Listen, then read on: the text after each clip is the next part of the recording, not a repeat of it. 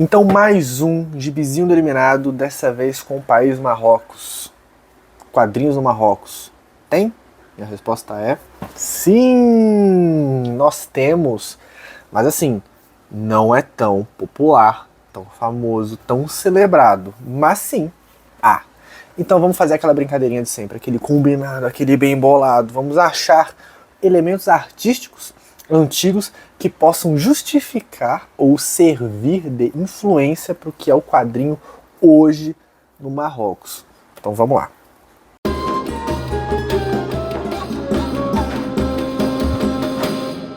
Gravuras rupestres e mosaicos, né? Também tapeçaria, podem ter relação com a evolução do formato de quadrinhos, com o desenvolvimento do quadrinho marroquino, né? Em especial também pinturas. Pinturas é meio nebuloso, tá? Porque não tem influência direta.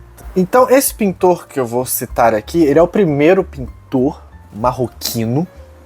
E o estilo de arte dele lembra um tanto aquelas ilustrações islâmicas, né, sobre adaptações de textos, de passagens do Corão, né? E esse pintor chamado Mohammed Ben Ali Rabati é o primeiro pintor marroquino, né, considerado um dos primeiros pintores marroquinos. E o tipo de arte dele é parecida, só que não tem nada dentro da pintura dele que a gente consegue puxar aquela perninha para os quadrinhos. Porém, o estilo de desenho dele remete a essas ilustrações islâmicas, que remete a uma produção de quadrinho mais elaborada, né? Então, basicamente, eu estou citando este cara por conta disso. Porque, né, querendo ou não, um artista influente nesse tipo de país influencia e inspira outros artistas que mais pra frente vão fazer obras que puxam, que se usam de coisas que esse pintor usou, né? Principalmente no Marrocos, que tem uma cultura mais fechadinha, assim. Vários artistas fazem desenhos que lembram bastante o estilo, né, do Rabati. Em 1950 é publicado o primeiro quadrinho em árabe no Marrocos, chamado Sacre Assara, ou Falcão do Deserto, né? Ele continha charges, algumas histórias em tiras, né, em formato similar ao dos quadrinhos, né, tirinhas e coisas do tipo, histórias um pouquinho mais longas, mas essa publicação pode ser considerada a primeira em árabe publicado no Marrocos. E cada edição tinha mais ou menos 20 páginas, né, espalhadas em desenhos avulsos, tiras curtas, fragmentos textuais e tudo mais. Em 79 começa a publicação de biografias de estadistas africanos, né, de países africanos. A série era conhecida como El État une fois Hassan. E aí cada fascículo vinha um estadista africano. Teve Gaddafi, teve Saddam Hussein, teve Mobutu, Duvalier. Então teve diversas personalidades da política, né, de países africanos nessa publicação, né? Era feita em francês, né? E assim, continuou durante algum tempo, assim, sempre retratando a vida dessas personalidades políticas. E esse projeto foi bolado justamente pelo governo e tinha fins claramente propagandistas, né? E até então, de certa forma, eu posso, acho, colocar nacionalistas no meio, né? Principalmente pelo esse panafricanismo e nessas regiões, assim, né, do Oriente Médio. Então, basicamente, né, feito pelo governo com fins extremamente propagandísticos e ideológicos. Em 79 é publicado o livro, né, o quadrinho Dans les entrailles de ma patrie, de Abdelaziz Mourid, que foi um artista que foi perseguido no Marrocos. Ele foge para a Bélgica e lá na Bélgica ele publica um quadrinho denunciando os maus tratos feitos por parte do exército, né, da polícia na perseguição dos artistas, né? Então é um quadrinho autobiográfico, mas depois de uns anos esse mesmo autor vai voltar com mais uma obra denunciando a truculência, né, da polícia, né, a truculência das forças armadas do Marrocos, né, como uma forma de denunciar os maus tratos e toda a relação de opressão, né, que acontecia nesse país.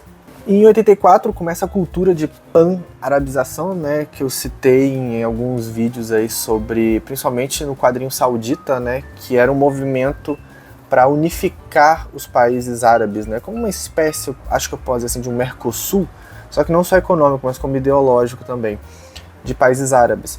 Então, diversos quadrinhos publicados, por exemplo, no Egito, no Kuwait, coisa do tipo, eram enviados para outros países de língua árabe.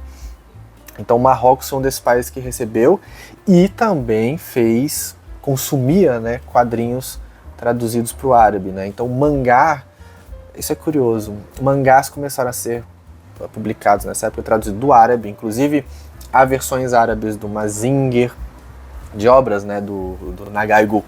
E esse movimento pan-arabista, né, tinha com o intuito de ser uma forte competição, né, de ser um forte adversário de publicações franco-belgas que chegavam ao Marrocos, né? Então isso era legal porque unia as produções de quadrinhos em diversos países árabes, né, e formavam um conjunto de obras no intuito de ser competitivo com publicações europeias que faziam bastante sucesso nos países árabes, né? Eles eram traduzidos e coisas do tipo. Para ter essa defesa da produção própria, era vantajoso, né, unir forças com o país ali do Golfo para fazer quadrinhos e ser um agente interessante essa briga, né, por vendas e produções de quadrinhos. Então quadrinhos, né, americanos, franceses, como eu falei, eram traduzidos para o árabe e vendidos ao passo que quadrinhos originários desses locais também eram publicados e produzidos. Em 93, mais um álbum propagandista, de certa forma, mais elaborado, mas esse conta a história do país, né? Dividido em 3 tomos, ele conta a história desde a pré-história até a década de 60 ou 61 do Marrocos, né? É conhecido como Histoire du Maroc em bande dessinée, História do Marrocos em quadrinhos. Foi feito por diversos artistas como Mohamed Mazouzi, Vadi Mazouzi, Ahmed Nouaiti e Rabat. Então ele contava histórias de personalidades marroquinas, a história da evolução do Marrocos, como o país se desenvolveu, surgiu, coisa do tipo. Mas um gibi propaganda para exaltar o país, a história do país, as personalidades do país e como o grande país Marrocos se desenvolveu, né, com o passar do tempo. Então, vocês lembram do Abdelaziz? Aquele que foi para a Bélgica publicar um quadrinho denunciando? Então, nos anos 2000 ele volta com o quadrinho On a femme bien les rats.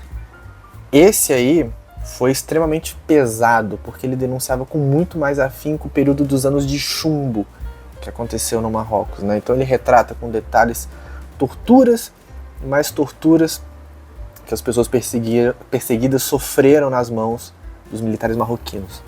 Nesse caso, a França assumiu a responsabilidade de publicar e o governo marroquino tentou ao máximo impedir essa publicação.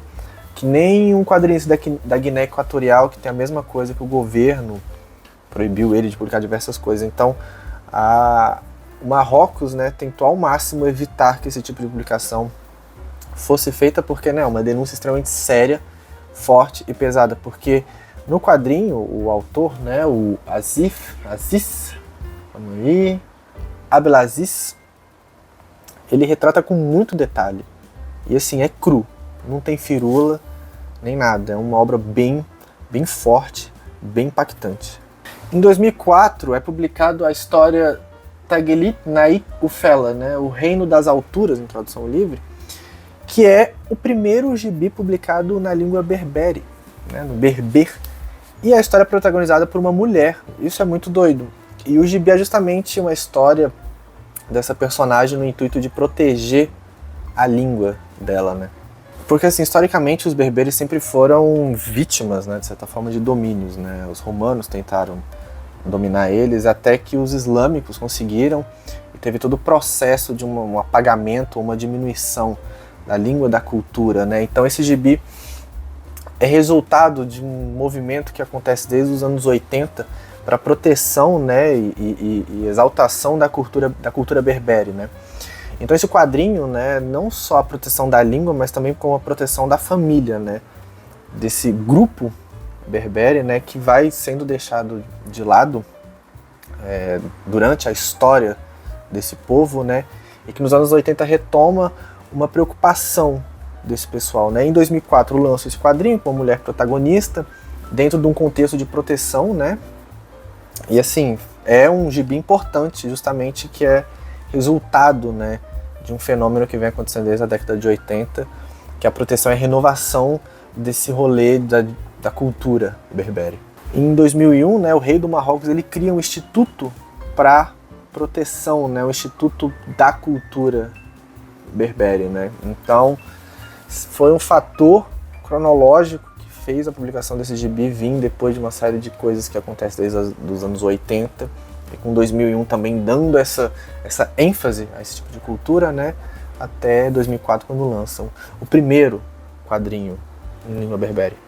Já em 2004, o clima no Marrocos está mais tranquilo, né? E o Mourid, que a gente já falou dele, ele volta e cria com os alunos um quadrinho em que os alunos faziam também, tinha toda uma troca assim. Infelizmente durou pouquíssimos números.